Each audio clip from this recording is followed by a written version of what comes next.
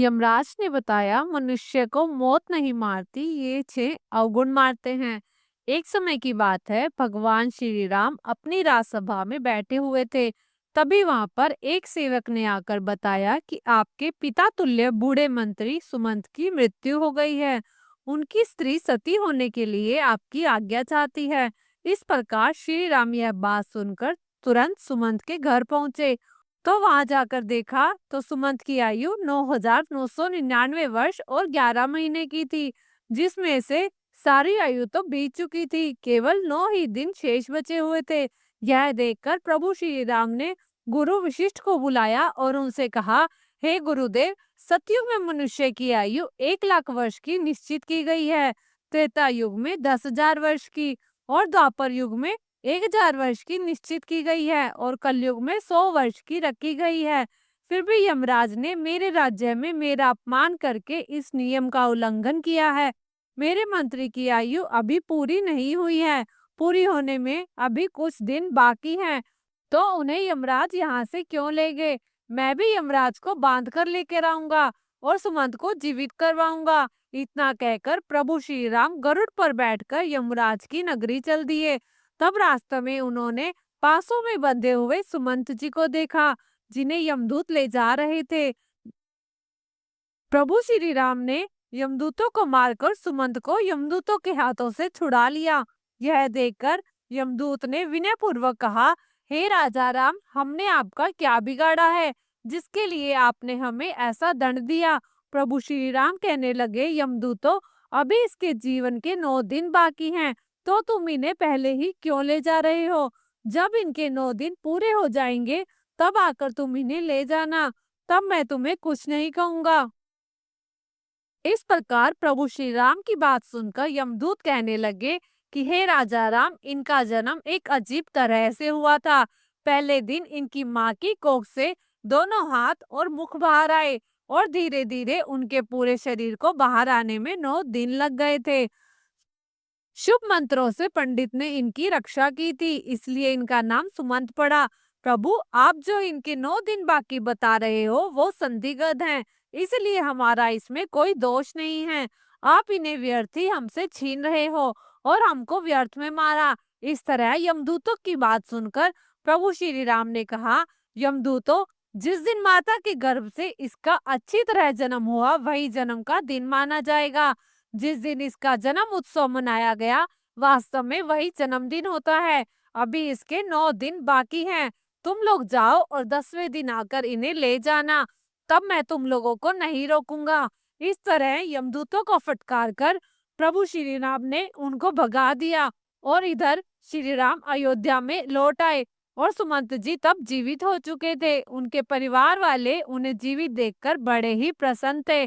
सुमंत ने अपने जीवन के आखिरी 9 दिन जानकर खूब दान पुण्य करना आरंभ किया। उधर वो यमदूत दुखी होकर यमराज के पास लौट गए और कहने लगे, यमराज, रास्ते में राम जी ने हमें मारकर सुमंत को छुड़ा लिया, क्योंकि उनके जीवन के 9 दिन अभी बाकी रह गए थे।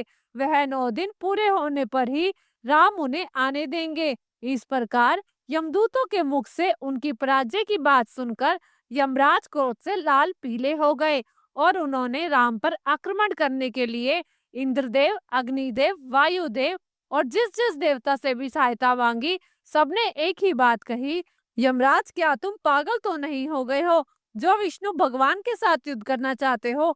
चुपचाप यहाँ से अपनी यमपुरी लौट जाओ। श्री राम का तुम क्या कर लोगे? जब सबने यमराज की सहायता करने से मना कर दिया तो यमराज अपनी सेना लेकर श्री राम के साथ युद्ध करने के लिए अयोध्या को चल पड़े।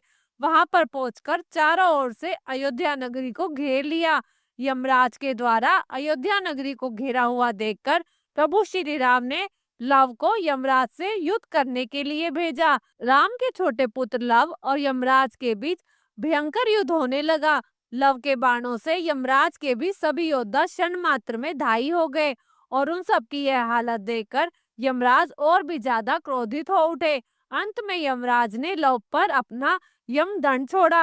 यमदंड को देखकर लव ने यमराज पर ब्रह्मास्त्र को छोड़ दिया, जिसे देखकर यमदंड वापस लौट गया और लव के द्वारा छोड़ा हुआ ब्रह्मास्त्र यमराज के पीछे पड़ गया। ब्रह्मास्त्र को देखकर यमराज प्राण बचाने के लिए भागने लगा। उधर जब सूर्यदेव ने देखा कि ब्रह्मास्त्र से यमराज का बच पाना मुश्किल है, तो उन्होंने घबराकर सूर्यदेव राम के छोटे पुत्र लव के पास आए और प्रार्थना करने लगे, हे पुत्र, इस ब्रह्मास्त्र को लौटकर यम के प्राण बचा लो, क्योंकि तुम हमारे ही वंश में उत्पन्न हुए हो और यह यमराज मेरा ही बेटा है। क्या तुम अपने पूर्वज यमराज को मार डालना चाहते हो? इस प्रकार सूर्यदेव के निवेदन पर लव ने ब्रह्मास्त्र को लौटा लिया। तब यमराज अपने पिता सूर्य को आगे करके श्री राम के पास गए।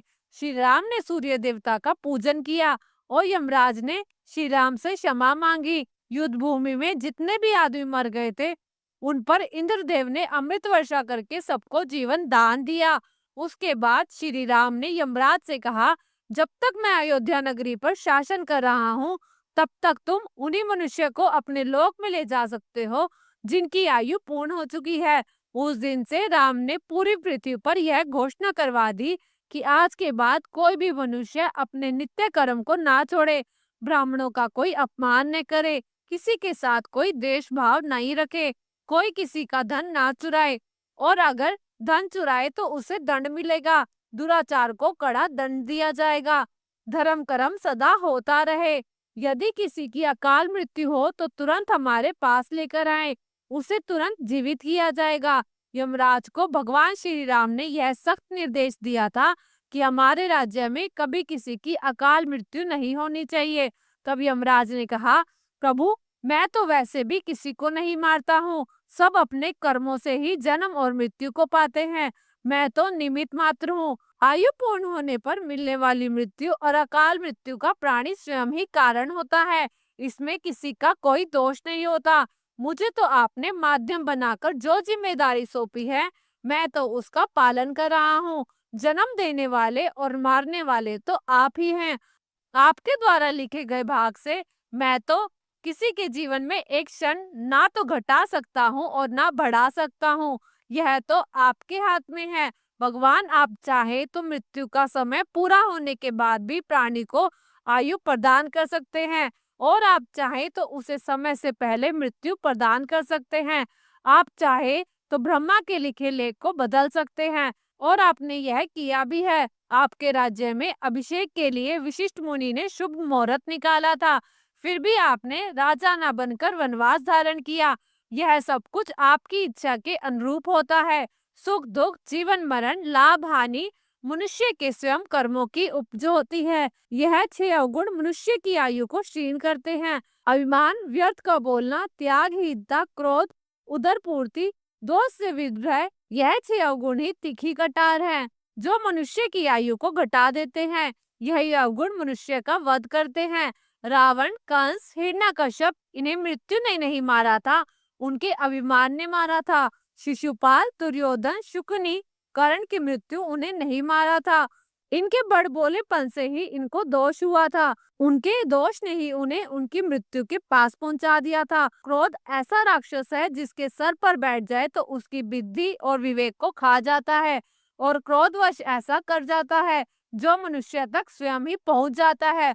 मनुष्य खाने के मामले में कभी कभी इतना गिर जाता है कि अच्छा बुरा कुछ नहीं देखता, खाने योग्य वस्तु है या नहीं उसे भी खा लेता है और जहरीले पदार्थों का सेवन करके अपनी आयु को क्षीण कर डालता है। इसमें मृत्यु का क्या दोष है? दोस्तों के साथ जो बुरा बर्ताव करता है, उसे धोखा देता है, उसे अपमानित करता है, वह भी मृत्यु से और अपने ओछो कर्मों से मरता है। प्रभु श्री राम को प्रणाम करके यमराज जी अपनी यमपुरी लौट गए। दोस्तों, अगर आपको वीडियो पसंद आया तो वीडियो को लाइक करें और हमारे चैनल को सब्सक्राइब करें और अपने दोस्तों के साथ शेयर करें और साथ ही कमेंट में जय श्री राम अवश्य लिखें। धन्यवाद।